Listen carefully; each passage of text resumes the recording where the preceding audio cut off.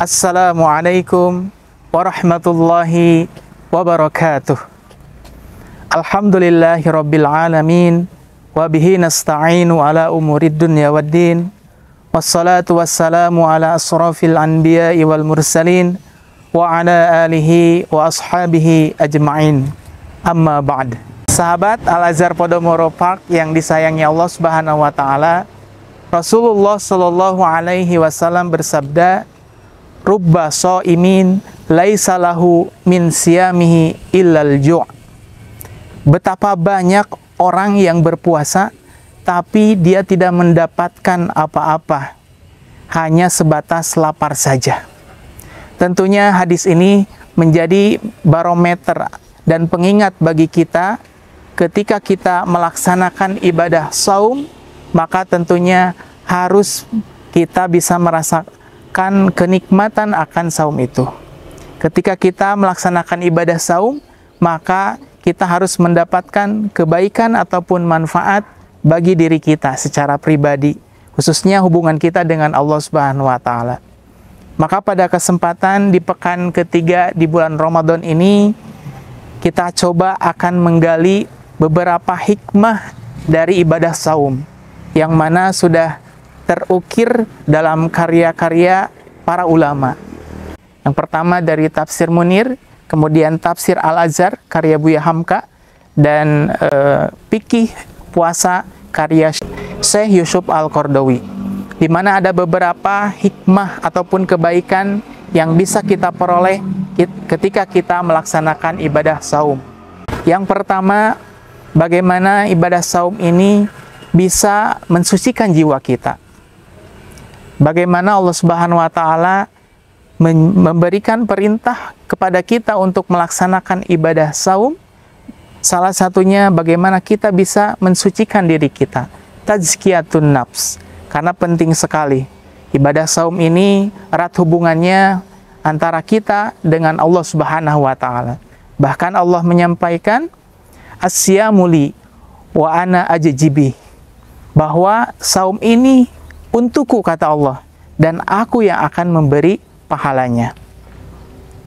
Sahabat Podomoro Park yang disayangi Allah Subhanahu wa taala, yang kedua hikmahnya adalah bagaimana puasa ini bisa memupuk muraqabatullah.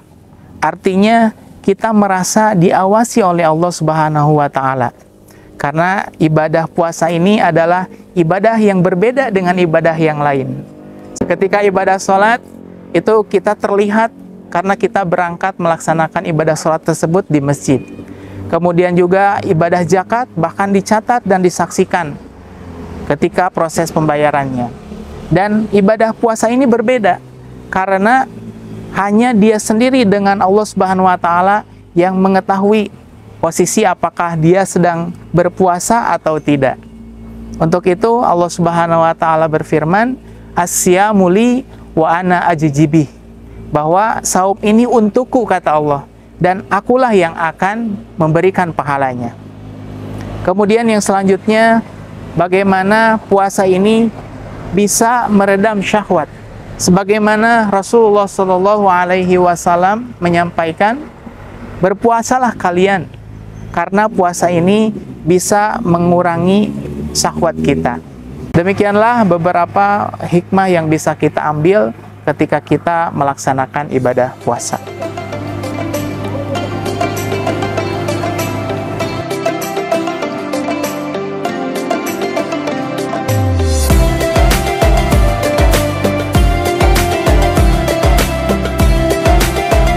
Sahabat Al-Azhar Podomoro Park yang disayangi oleh Allah Subhanahu wa taala, begitu banyak hikmah dan kebaikan yang bisa kita peroleh ketika kita melaksanakan ibadah puasa.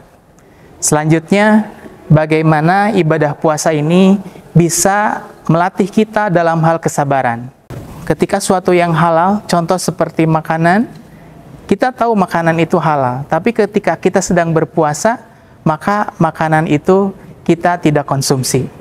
Kemudian ketika kita haus, ada minuman, tidak ada siapa-siapa di sana, kita tahu itu minuman halal, tidak ada orang yang tahu.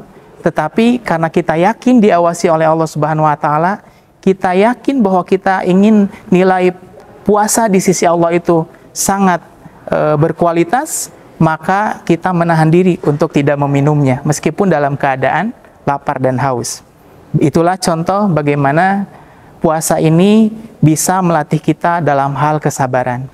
Bahkan ketika ada misalkan seseorang yang mengajak kita berselisih atau bertengkar, maka Rasulullah mengajarkan kita untuk menjawabnya, inni ana so'imun, sesungguhnya aku sedang berpuasa, untuk menghindari hal-hal yang bisa membatalkan puasa.